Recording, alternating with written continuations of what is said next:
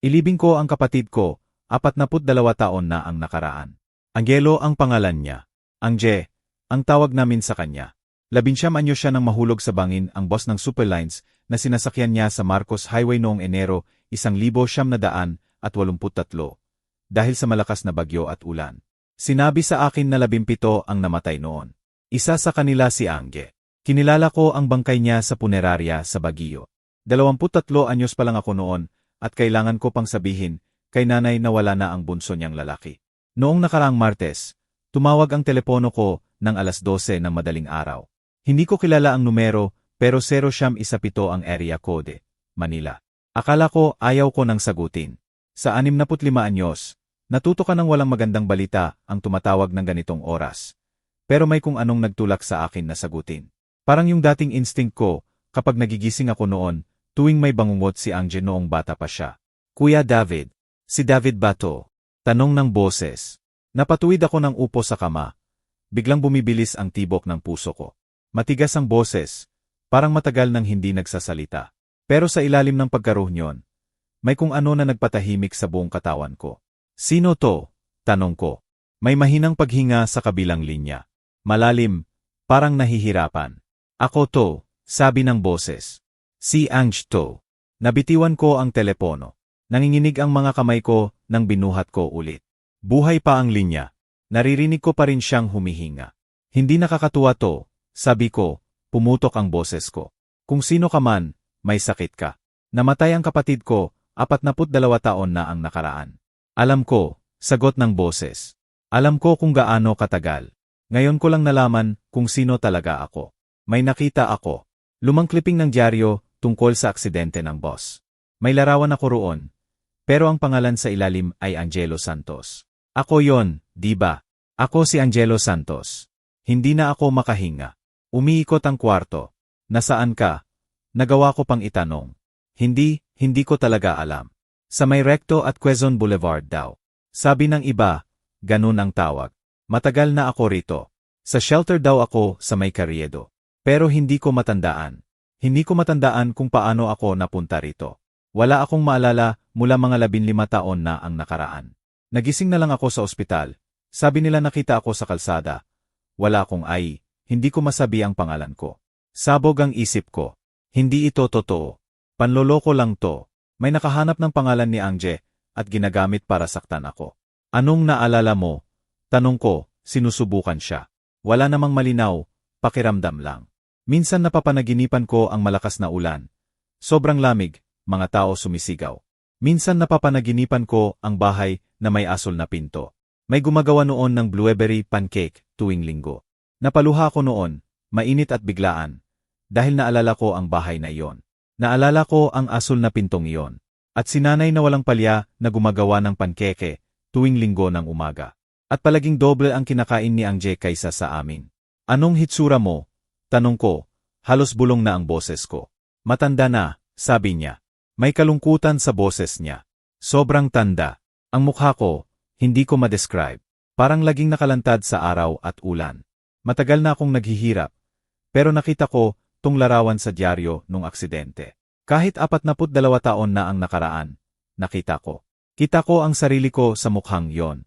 Magkapareho tayo ng mata. May peklat si Angge, sabi ko, sa kaliwang braso mula nung nahulog siya sa bisikleta noong 7 taong gulang. 12 tahi. Matagal siyang tahimik. May peklat nga ako sa kaliwang braso. Matanda na. Sobrang tanda. Hindi ko alam kung saan galing. Umiyak na ako noon. Iyak na hindi ko naigawa mula noong inilibing namin siya. Bigay mo yung address mo, sabi ko. Susunduin kita. Huwag na siguro, mahinahon niyang sabi. Hindi na ako yung taong naalala mo. Hindi ko maalala na ako siya. Isa lang akong taong natutulog sa kalsada ng matagal na. Siguro mabaho ako. Siguro nakakatakot tingnan.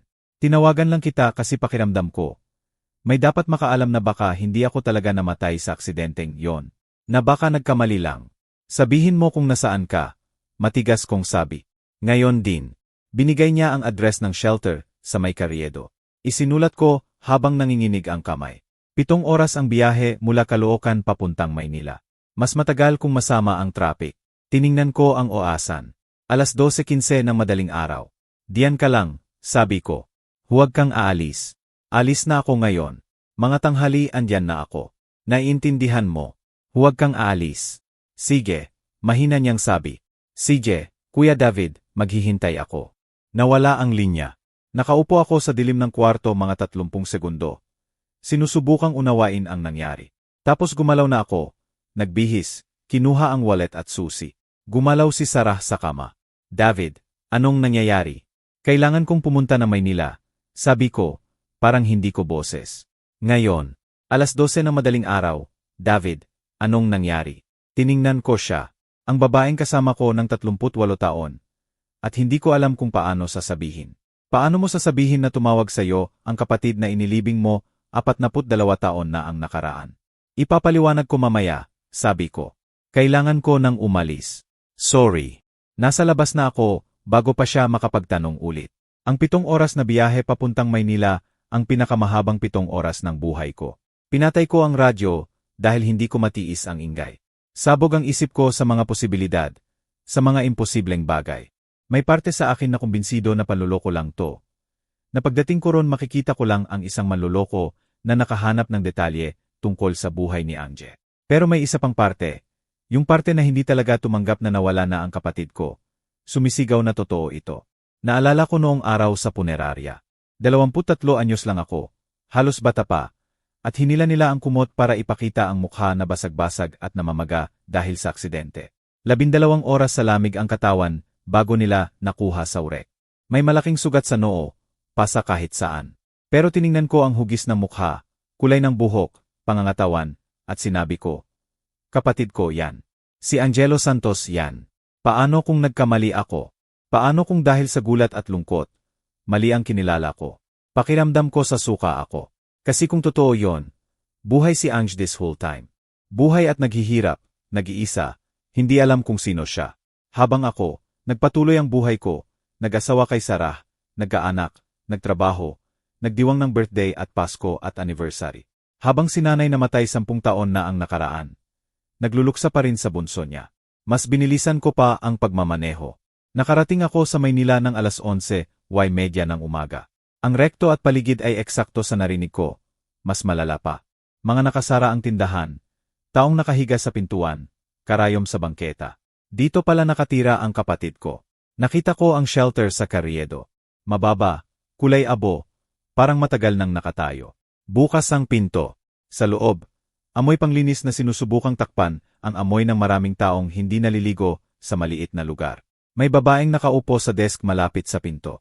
Tiningala niya ako. May maitutulong ba ako? May hinintay ako, sabi ko. Angelo ang pangalan niya. Baka hindi niya matandaan ang pangalan niya. Pero tumawag siya sa akin kaninang madaling araw. Sabi niya dito siya tumutuloy. Humingi siya ng telepono mga 12:00. Tiningnan niya ako saglit. Tumango ng dahan-dahan. Si Angelo. Naalala ko. Balisa siya kanina. Humingi ng telepono. Sabi emergency. Mabait na tao. Pabalik-balik dito si Angelo mga 8 taon na. Tahimik lang lagi. Nandito ba siya ngayon? Tingnan mo sa common room. Doon. Tinuro ang pinto sa kaliwa. Naglakad ako roon. Parang tatadyakan ng dibdib ko.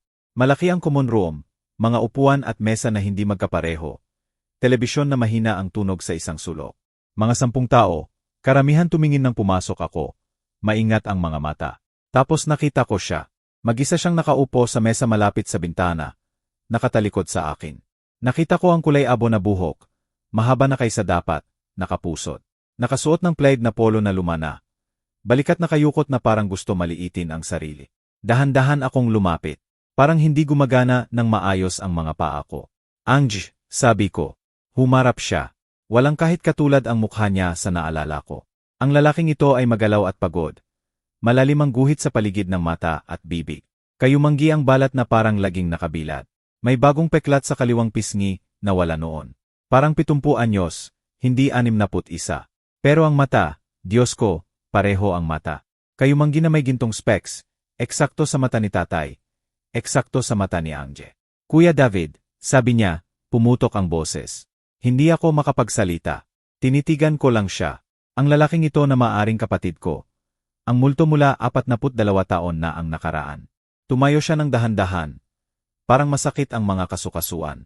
Mas payat kaysa kay Angge noon at para mas pandak. Kahit siguro dahil sa paraan ng pagdayo. Pero nang tiningnan niya ako, may kung ano sa ekspresyon niya na nagpahinahon sa hininga ko. Dumating ka, sabi niya. Hindi ko sure kung pupunta ka talaga. Ipakita mo ang braso mo, sabi ko. Matigas ang boses ko.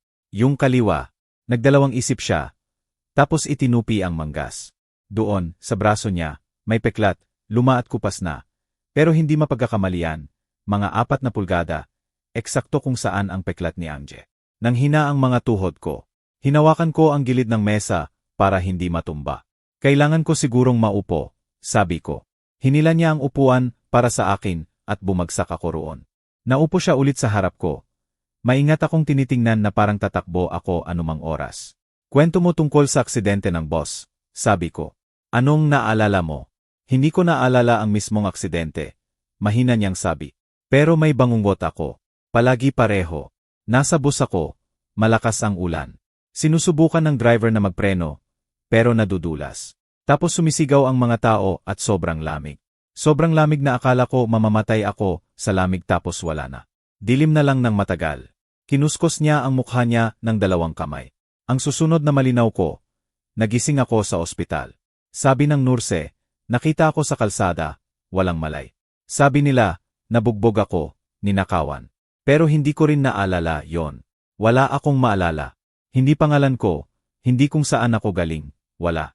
3 araw nila akong tinago, nagpa-test, pero wala silang makitang pisikal na mali maliban sa mga lumang sugat. Head trauma, sabi nila. Possible noon pa. Anong taon yon? Tanong ko. 2010, sabi niya. Pebrero siguro. Hindi ko nga alam kung anong taon noon. Kailangan ko pang itanong. Sabog ang isip ko. 2010, 15 taon pagkatapos ng aksidente. Anong nangyari sa 15 taon na yon? Nasaan si Angge? At bago noon, pagtuloy ko. Talagang wala ka nang naalala. Minsan may mga flash, sabi niya. Mga maliliit na piraso na hindi konektado. Naalala ko madalas lamig. Natutulog sa labas sa kung saan. Bundok siguro. At naalala ko siguro nagtatrabaho ako ng manual labor. Construction, bayad cash, pero malabo lahat, parang panaginip. Tiningnan niya ang mga kamay niya. Puno ng peklat at kalyo. Kamay ng taong matagal na nagtatrabaho ng mabigat. Matagal ko ring hindi sinubukang alalahanin. Mahina niyang sabi. Buhay-buhay lang ako araw-araw. May shelter kung may makita. Tulog sa labas kung wala. May mga butas sa memorya ko.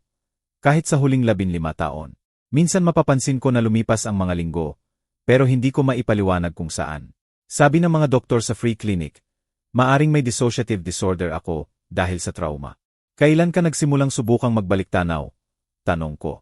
Mga 6 na buwan na ang nakaraan, sabi niya.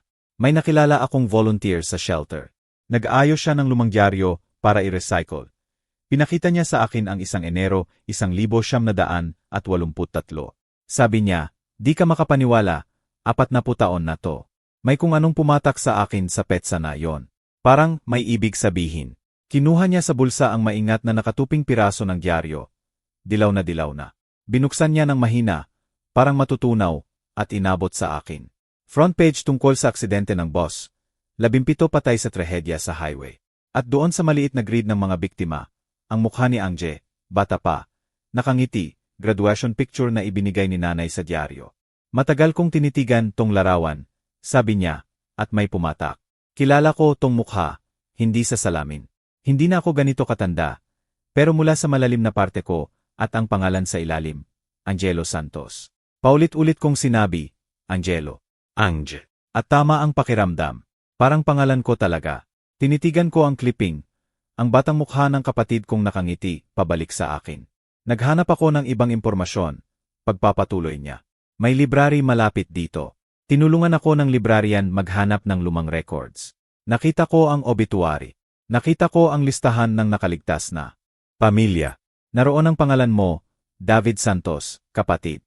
At address sa Caloocan. 3 buwan ko pang nilakasan ang loob bago tumawag. Hindi ko alam kung nandun ka pa. Hindi ko alam kung maniniwala ka. Hindi pa rin ako sigurado kung maniniwala ako. Sabi ko. Mas matigas kaysa plano ko. Hindi ko pa kayang maniwala kasi kung ikaw nga si Angge. Mali ang kinilala kong bangkay. Sinabi ko kay nanay na patay na ang maling anak. Naiintindihan mo ba kung anong ibig sabihin noon?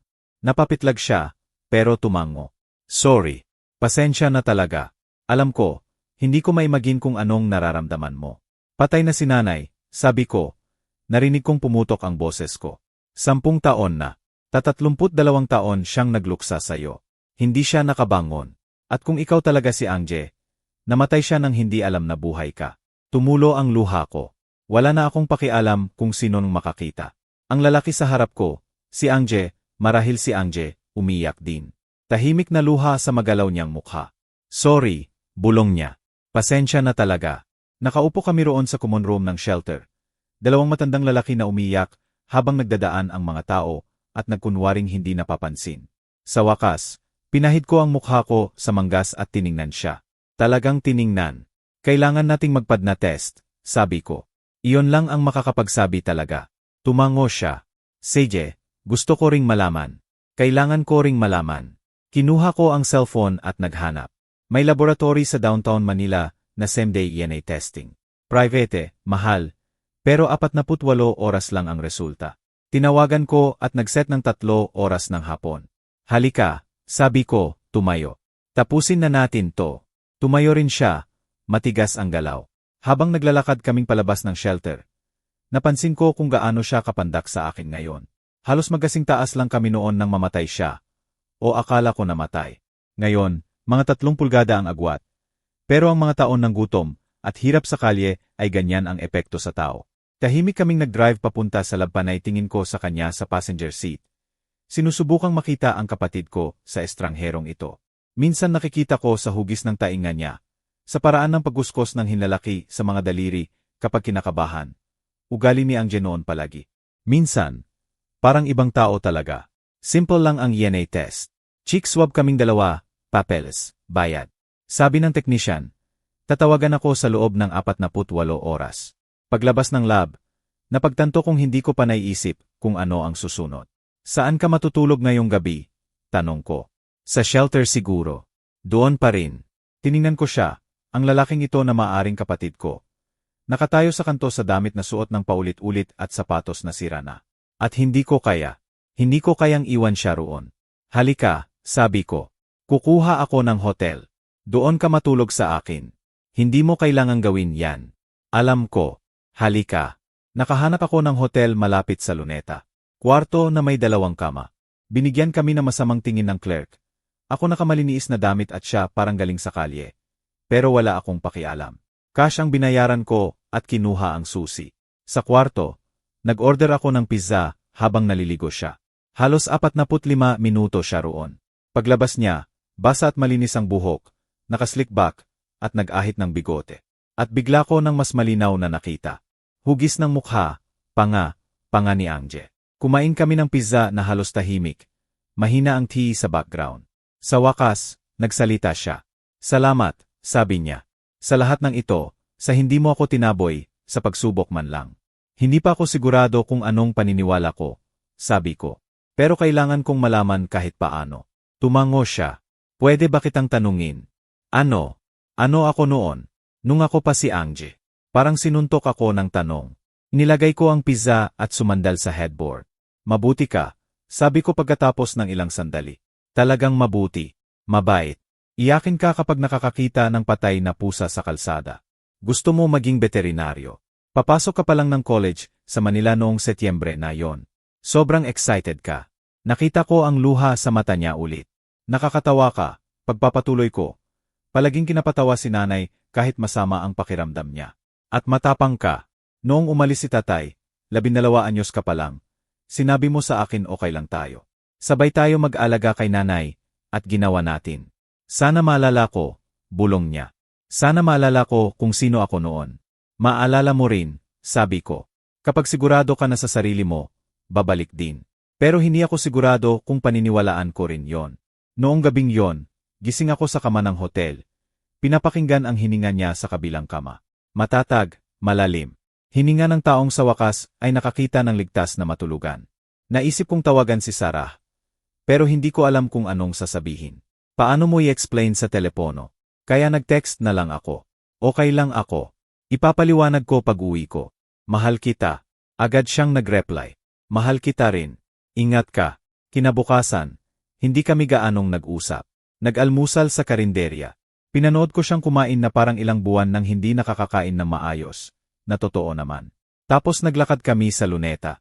Parang mahalaga na huwag lang maupo sa hotel habang naghihintay ng tawag. Habang naglalakad, mas ikinuwento niya ang buhay niya sa kalsada. Mga shelter na tinuluyan, mga taong nakilala, mga taglamig na halos pumatay sa kanya. Ikinuwento niya ang mga maliit na trabaho, arawan na cash, mga beses na ninakawan, binugbog, nakulong dahil sa loitering, ang tuloy-tuloy na fog sa isip niya, pakiramdam ng pagkawala sa sariling buhay. Palagi akong may hinihintay, sabi niya habang nakatitig sa dagat. Parang may dapat kong gawin, may pupuntahan ako, pero hindi ko maalala kung ano. Tumawag ang telepono ng 2:30 ng hapon noong Huwebes. Nasa hotel room na kami ulit. Nag-check out na ako para umuwi, pero hinintay ko pa rin ang tawag.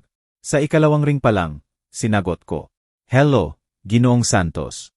Si Sarah Cruz ito mula sa Manila, Yene Lab may resulta na po kami. Nanginginig ang kamay ko, halos mahulog ang cellphone. Ang lalaki sa kabilang kama, si Angje, marahil si Angje, nakatitig sa akin ng malaki ang mata. Opo, sabi ko. Opo, si David Santos ito. Ang resulta ng DNA comparison test ninyo ay conclusive. Ang probability ng pagiging magkapatid ninyo ay 99.7%. Ibig sabihin, Ginoong Santos, magkapatid kayo sa dugo. Umikot ang kwarto. Bumagsak ako sa kama. Sigurado kayo? Tanong ko, kahit alam kong tanga ang tanong. Opo, sir. Final na po ang resulta. Gusto ninyo po bang i-email ko ang buong report? Opo, please. Binigay ko ang email ko, nagpasalamat, at binaba. Tiningnan ko ang kapatid ko sa kabilang kama. Ang kapatid kong inilibing ko, 42 taon na ang nakaraan. Ang kapatid kong buhay this whole time. Ikaw nga, sabi ko. Ikaw talaga si Angje. May tunog siyang kalahating tawa, kalahating hikbi. Ako si Angje. Ulit niya na parang sinusubukan niyang paniwalaan ang sarili. Ako si Angelo Santos. Tapos umiyak na kaming pareho. At sa pagkakataong ito, tumawid ako sa pagitan namin at niyakap siya. Sobrang payat, sobrang marupok sa mga braso ko. Pero totoo siya. Buhay siya. Matagal kaming magkayakap. Sa wakas, humiwalay ako. Kailangan nating alamin kung anong nangyari. Paano ka nakaligtas sa aksidente? Nasaan ka buong panahon na yon? May kilala ako na pwede makatulong. Sabi ni Angje. May doktor sa free clinic na tumutulong sa akin. Si Yar. Patricia Reyes. Trauma specialist siya. Baka may sagot siya. Pumunta kami kay Yar Reyes noong hapon na yon. Mga 50 anyos, mabait ang mata at matiyaga ang paraan ng pakikipag-usap na parang narinig na niya ang lahat ng kwento. Ikinuwento ko lahat. Ang aksidente, ang maling pagkilala, ang tawag, ang DNA test. Nakikinig siya ng walang sabit, nagsusulat. Pwede ko po bang i-examine kung okay lang, Angelo? Tanong niya pagkatapos. Tumango siya. Pinahiga siya sa examination bed at ginawa ang buong physical exam. Binigyan niya ng pansin ang mga lumang peklat at hailed fractures. Ginamit ang maliit na ilaw sa mata. Tinest ang reflexes, hinimas ang ulo. Marami kang ebidensya ng matinding trauma noon. Sabi niya pagkatapos. Maraming hailed fractures, tadyang, kaliwang braso, kanang bukong-bukong, malalaking peklat sa katawan at likod. At may depression sa bungo mo. Dito o hinawakan niya ng mahina ang likod ng ulo niya na naayon sa malakas na impact. Dahil sa aksidente ng boss, tanong ko posibleng. Pero ito ang palagay ko base sa sinabi mo at nakikita ko. Naupo siya, seryoso ang mukha. Sa tingin ko, nakaligtas si Angelo sa unang impact, pero malubha ang injury. Head trauma, posibleng walang malay sa gitna ng gulo at ulan, dilim. Malamang natanggal sa boss. Sabi ng ibang nakaligtas, sobrang gulo, halos walang makita. Sa palagay ko, napunta si Angelo sa malayo sa main wreckage. Posibleng nakabaon sa putik o tubig. Hinintay niya ang mga salitang maingat. Ang bangkay na kinilala mo, David, sa palagay ko ibang pasahero. Magkatulad lang ng pangangatawan at edad. Sa estado ng mga bangkay pagkatapos ng aksidente. Ilang oras sa ulan at lamig. Madaling magkamali lalo na sa taong nagluluksa at shock. Pakiramdam ko sa suka ako. Tama siya. Alam kong tama siya. So anong nangyari kay Ange? Tanong ko. Sa tingin ko, may nakakita sa kanya. Maaring truck driver. Maaring taga-maliit na barangay sa tabing kalsada. Hindi siya dinala sa ospital dahil iligal ang ginagawa nila o nakita nila ang pagkakataon. Isang binatilyong walang memorya, walang AI, madaling gamitin. Sa tingin mo, may nag-alaga sa kanya? Tanong ko, guwang ang boses. Sa tingin ko, ginamit siya. Mahina niyang sabi. Para sa trabaho, malamang. May mga illegal na operasyon sa mga liblib na parte ng Cordillera. Illegal logging, droga, bayad cash na konstruksyon. Gumagamit sila ng mga taong hindi magtatanong, hindi pupunta sa pulis, mga taong hindi man lang alam kung sino sila. Nakatingin si Angge sa sahig. Nakakuyom ang mga kamay. Iyan ang paliwanag sa mga butas sa memorya mo. Pagpapatuloy ni Yar Reyes. Taon ng hindi ginamot na head trauma, posibleng karagdagang injury, malnutrisyon, droga o alak para makayanan. Sinusubukan ng utak mo na protektahan ang sarili sa pamamagitan ng pag-shutdown. Ang mga dissociative episode mo, classic na tugon sa trauma. Kaya mga 2-0-1-0, sabi ko ng dahan-dahan. Nakataka siya o pinakawalan nila o naisip nilang mas malaking abala pa siya. Sabi ni Yar Reyes, 15 taon ng mabigat na trabaho ay tatanda sa sinuman. Kung nagsimula ng magkasakit, memory issues, maaring itinapon na lang siya sa Manila. At namuhay sa kalsada ng another 15 years. Sabi ko habang ako naman ay nasa Caloocan, habang pwede ko sana siyang hinintay. Hindi mo malalaman, mahina ni Angge. Akala natin patay na ako. Lahat tayo. Gusto ko lang malaman mo, David, sabi ni Yar Reyes sa akin, na mayapa na ang nanay ninyo. Tumango ako, hindi mapagkakatiwalaan ang boses. Pasensya na, pero kailangan mong intindihin. Ang taong nakaupo dito, kapatid mo sa dugo, pero hindi na siya yung 19 anyos noon. Nabuhay siya ng buhay na hindi mo maimagine. Nakaligtas siya sa mga bagay na papatay sa karamihan. Si Angge siya, pero bago na ring tao, hinulma ng 42 taon ng trauma at pag-survive. Tiningnan ko ang kapatid ko. Talagang tiningnan ang kulay-abo sa buhok at mga guhit sa mukha at pagod sa mata. Tama siya. Hindi na ito ang batang binati ko noong 1983. Survivor ito. Anong gagawin natin ngayon? Tanong ko. Depende sa inyo, sabi ni Yar Reyes. Pero irerekomenda ko intensive therapy para kay Angelo. Pagproseso ng ganitong trauma, pagbabalik ng identity. Mahabang proseso, at makakatulong din sa inyo ang family therapy. Matuto uling maging magkapatid pagkatapos ng mahabang panahon. Tahimik kaming umalis sa klinik. Papagabi na, at buhay na ang mga kalsada sa paligid ng Recto at Quiapo. Umuwi ka sa akin, sabi ko habang nakatayo kami sa bangketa. Punta tayo ng Caloocan. Makitira ka kay Sarah at sa akin. May extra room kami. Sabay nating ayusin to. Tiningnan niya ako, at nakita ko ang takot sa mata niya. Hindi ko alam kung paano maging kapatid ng iba, sabi niya. Hindi ko alam kung paano maging pamilya. Matagal na akong mag-isa. Kaya matuto tayong dalawa, sabi ko. Sabay nating ayusin. Matagal siyang tahimik. Tapos tumango ng dahan-dahan. Sage, sabi niya. Sage, Kuya David. Susubukan ko.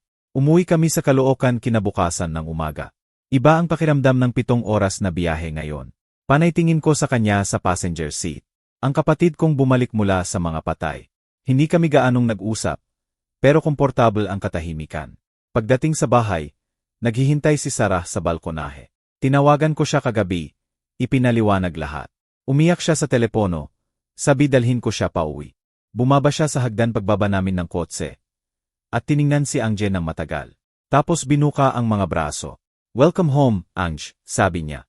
Nagdalawang isip siya. Tapos hinayaan siyang yakapin. Nakita ko nanginginig ang balikat niya. Alam kong umiiyak na naman siya.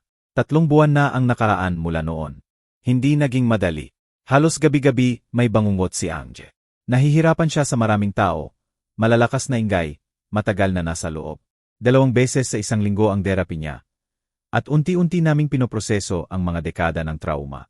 Pero may mga bagay na naalala na niya. Maliit pa lang muna.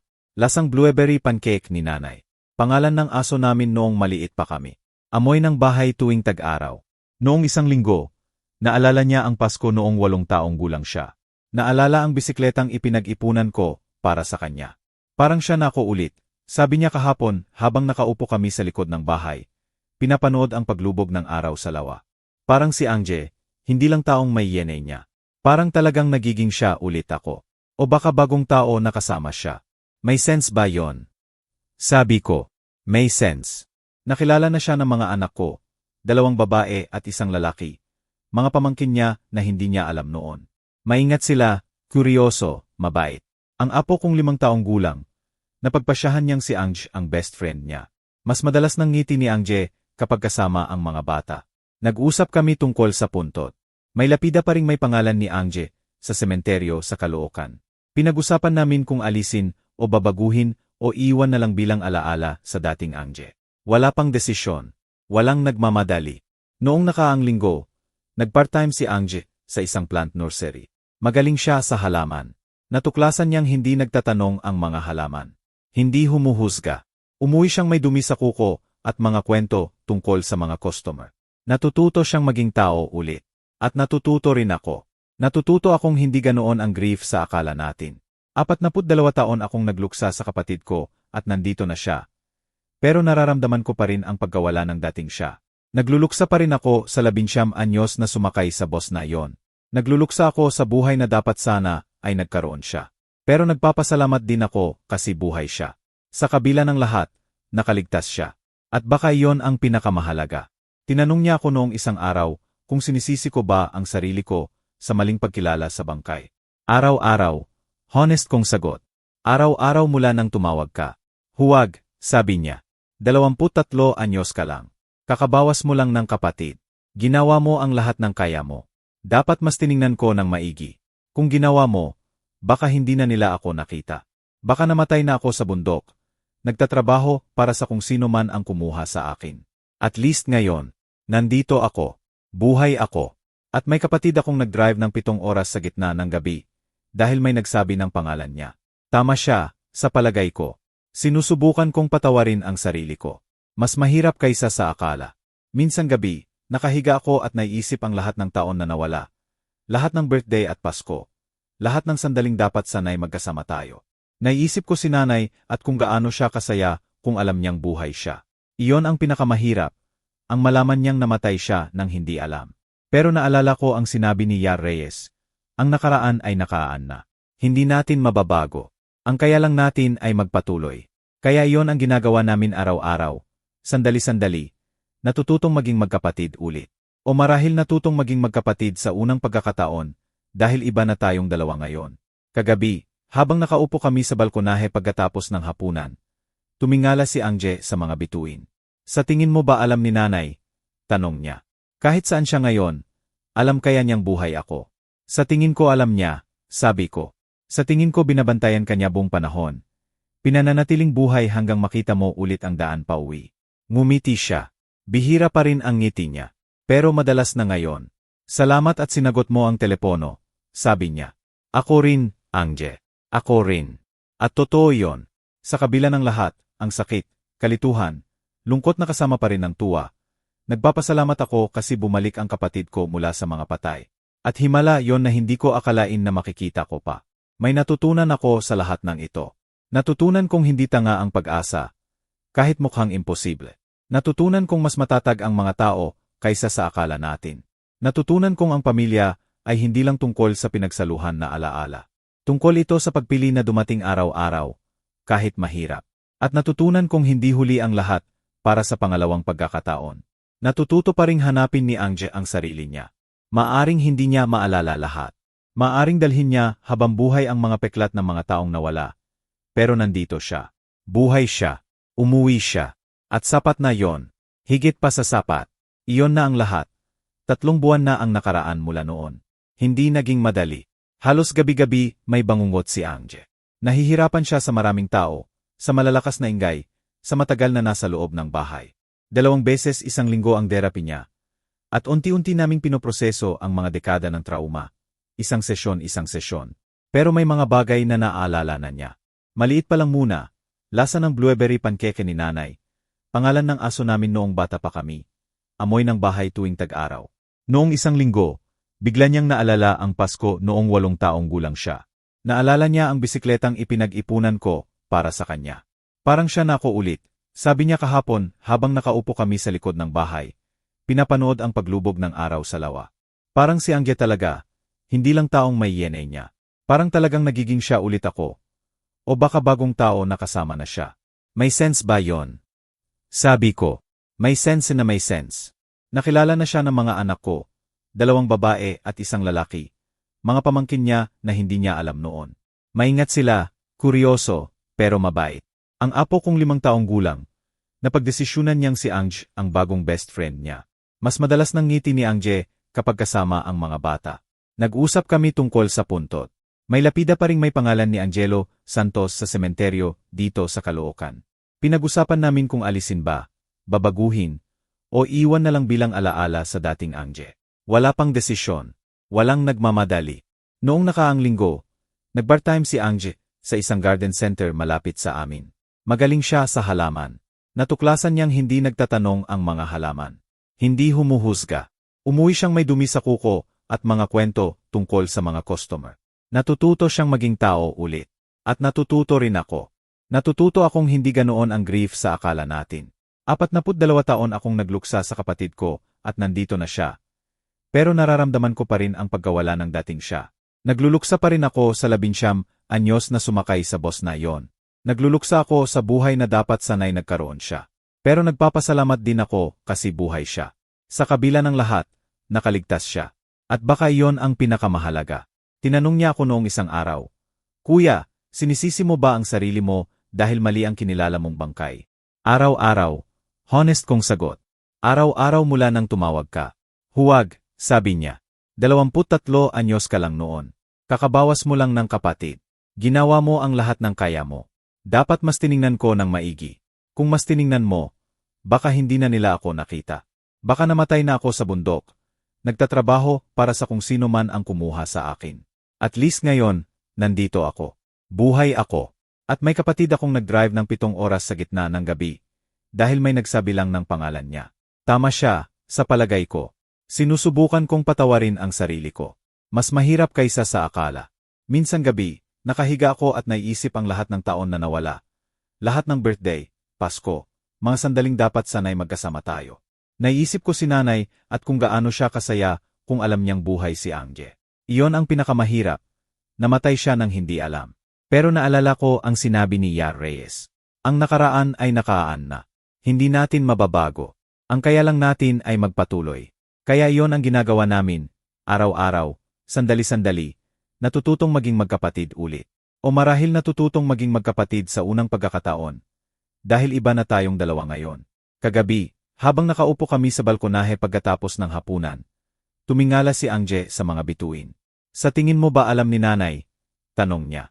Kahit saan siya ngayon, alam kaya niyang buhay ako. Sa tingin ko alam niya, sagot ko. Sa tingin ko binabantayan kanya buong panahon. Pinananatiling buhay hanggang makauwi ka. Ngumiti siya. Bihira pa rin ang ngiti niya. Pero madalas na ngayon. Salamat at sinagot mo ang telepono, kuya, sabi niya. Ako rin, Ange. Ako rin. At totoo yon. Sa kabila ng lahat, sakit, kalituhan, lungkot na kasama pa rin ng tuwa. Nagpapasalamat ako kasi bumalik ang kapatid ko mula sa mga patay. At himala yon na hindi ko akalain na makikita ko pa. May natutunan ako sa lahat ng ito. Hindi tanga ang pag-asa, kahit mukhang imposible. Mas matatag ang mga tao kaysa sa akala natin. Ang pamilya ay hindi lang tungkol sa pinagsaluhan na alaala. Tungkol ito sa pagpili na dumating araw-araw, kahit mahirap. At hindi huli ang lahat para sa pangalawang pagkakataon. Natututo pa ring hanapin ni Ange ang sarili niya. Maaring hindi niya maalala lahat. Maaring dalhin niya habang buhay ang mga peklat ng mga taong nawala. Pero nandito siya. Buhay siya. Umuwi siya. At sapat na yon. Higit pa sa sapat. Iyon na ang lahat.